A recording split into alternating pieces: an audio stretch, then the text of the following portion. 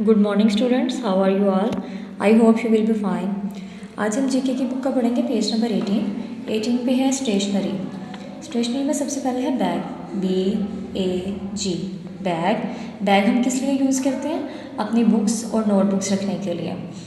Next है ball pen, BALL ball, PEN pen, ball pen. Ball pen हम किस लिए यूज़ करते हैं? लिखने के लिए। नेक्स्ट है डस्टर, DUSTER डस्टर। डस्टर हम बोर्ड पर कुछ भी लिखा हो उसको रेज करने के लिए यूज़ किया जाता है। नेक्स्ट है black board, BLACK black, BOARD board, black board. Next है कंप्यूटर, COMPUTER कंप्यूटर। कंप्यूटर किसी भी फैक्ट्रियों में, स्कूल्स में, ऑफिसेज में इस्तेमाल किया जाता है काम करने के लिए। नेक्स्ट है clip board, CLIP clip, BOARD board, clip board. Next है कैलकुलेटर, CALCULATOR कैलकुलेटर। कैलकुलेटर हिसाब किताब करने के लिए इस्तेमाल किया जाता है।